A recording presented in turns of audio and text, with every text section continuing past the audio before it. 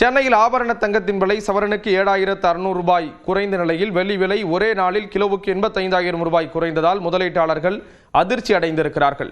உலகளாவிய பொருளாதார சூழலால் தொடர்ந்து ஏறுமுகமாக இருந்த தங்கம் மற்றும் வெள்ளி விலை புதிய உச்சத்தை எட்டிய பிறகு தொடர்ந்து 2வது நாளாக குறைந்தது. அதன்படி சென்னையில் ஆபரண தங்கத்தின் விலை காலையில் சவரனுக்கு 7,600 ரூபாய் குறைந்து ஒரு சவரன் 1,19,200 ரூபாய்க்கு விற்பனையாகிறது. 1 கிராம் தங்கம் 14,900 நிர்ணயம் செய்யப்பட்டுள்ளது. மாலையில் மாற்றமின்றி அதே விலையில் தொடர்கிறது. ஆனால் வெள்ளி விலை காலையில் கிலோவுக்கு 55,000 ரூபாய் சரிந்த நிலையில் மாலையில் மீண்டும் 30,000 ரூபாய் சரிந்தது. இதன் மூலம் 1 கிலோ வெள்ளி 3,20,000 ரூபாய்க்கும் 1 கிராம் 320 ரூபாய்க்கும் விற்பனையாகி வருகிறது.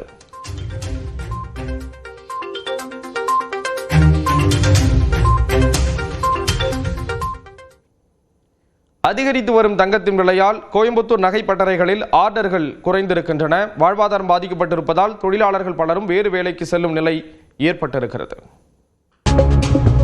தென்னிந்தியாவின் மான்செஸ்டர் கோயம்புத்தூர் இங்குள்ள ஆயிரக்கணக்கான தங்க நகை பட்டறைகள் மூலம் 1 லட்சத்திற்கும் அதிகமான தொழிலாளர்கள் வாழ்வாதாரம் பெற்று வருகின்றனர். ஆனால் சமீப காலங்களில் தாறுமாறாக எகிரி வரும் தங்கம் விலை கோவை தங்க நகை பட்டறை தொழிலாளர்களின் பிழைப்பை ஆட்டம் காண வைத்துள்ளது.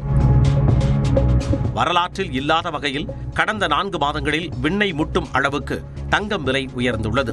தங்கத்தின் இந்த தாறுமாறு விலை உயர்வால் தங்களுக்கான ஆர்டர்கள் குறைந்திருப்பதாக வேதனையுடன் கூறுகின்றனர் நகை பட்டறை உரிமையாளர்கள். எல்லாரும் இந்த ஜுவல்லரிக்கு போக மாட்டாங்க. நமக்கு இன்னும் தனியாக கஸ்டமர்ஸ் இருப்பாங்க. இந்த தாலிக்கு பொண்ணு இருக்கிறது, அந்த மாதிரி சின்ன சின்ன வேலை அதெல்லாம் நம்ம தான் செய்யணும். அவங்கள தாலி சிம்பிளாக, அதுவும் அவங்களும் நாங்கள் நம்பி வர்றது கொஞ்சம் கம்மியாயிருச்சு. இந்த விலை ரொம்ப ஜாஸ்தி போது கோயின் வாங்க ஆரம்பிச்சிட்டாங்க மக்கள். கோயின் வாங்கும்போது நம்ம பட்டறைகளுக்கு அதில் வேலை இல்லை. நாளுக்கு நாள் புதிய உச்சம் தொடும் தங்கம் விலையால் பட்டறைகள் வெறிச்சோடி காட்சியளிக்கின்றன. வருமானம் அடியோடு பாதிக்கப்பட்டிருப்பதால் துவண்டு போயிருக்கும் தொழிலாளர்கள் வெள்ளி மற்றும் மெட்டல் வேலைகளுக்கு செல்கின்றனர். சிலர் சொந்த ஊருக்கே திரும்பிச் செல்லும் நிலையும் ஏற்பட்டிருக்கிறது. இப்போது தங்கத்துக்கு ரேட்டு ஏறினாலே இப்போ வேலையில் ஒன்றும் இல்லை. சும்மா தான் உட்கார, காலையில் வருவார், சாயந்தரம் சும்மா தான் வீட்டுக்கு போட்டுப்பார். ஓனர் கேட்டாலும் வேலை இல்லை. இப்போ செயின் வேலை மட்டும்தான் தெரியும், நமக்கு தங்க வேலை மட்டும்தான் தெரியும். 25 வருஷமாக இங்கே தான் இருக்குது. சின்ன வயசுல வந்தது தான் கோயம்புத்தூர் தான். இப்போ நம்ம வேற எங்கேயும் போகதில்லை. இப்போ நம்ம ஓனர்கிட்ட தான் இப்போ 25 வருஷமாக தான் உட்கார வச்சுட்டு இருக்கு. இங்கே வந்து ஒரு 40-45 பேர் இருந்தார். ஆனால் இப்போ வந்து பாதி ஆயிடுச்சு. இப்போ ஒரு 10-15 பேர் தான் இப்போ இருக்காரு. வரும் நாட்களிலும் தங்கம் விலை அதிகரிக்கும் என்றே பொருளாதார நிபுணர்கள் கணிக்கின்றனர்.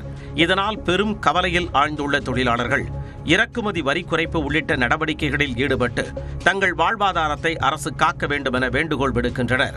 நியூஸ் 18 தமிழ்நாடு தொலைக்காட்சி செய்திகளுக்காக கோவையில் இருந்து செய்தியாளர் குருசாமி. மத்திய பட்ஜெட்டில் வேளாண் துறைக்கு குறைந்தது 5% நிதியை ஒதுக்கீடு செய்ய வேண்டும் என வேளாண் செயற்பாட்டாளர் சேதுராமன் கோரிக்கை விடுத்திருக்கிறார்.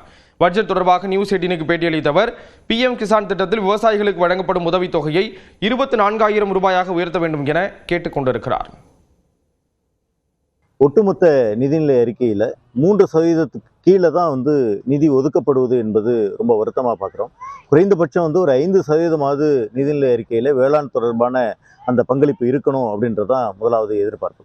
பிஎம் கிசான் என்கின்ற அந்த திட்டம் இன்னைக்கு வந்து வருடத்திற்கு வந்து 6,000 ரூபாய் என்பது மத்திய அரசால் விவசாயிகளுக்கு வழங்கப்படுது. 6,000 ரூபாயோட சராசரி என்ன அப்படின்னு பார்த்தீங்கன்னா வெறும் மாதம் 500 ரூபாய். குறைந்தபட்சம் 2,000 ரூபாய் இருக்கணும் அப்படின்றது தான் எதிர்பார்ப்பு. ஆனால் நெல் உற்பத்தியில் அதிகமாக போனதுக்கு காரணம் அரசு குறைந்தபட்ச ஆதரவு விலை கொடுக்கறது. இதே போன்ற குறைந்தபட்ச ஆதரவு விலை என்பது நீங்கள் எல்லா பொருட்களுக்கும் கொண்டு வரப்படணும் அப்படின்றதையும் இந்த நேரத்தில் நம்ம வந்து எதிர்பார்க்குறோம்.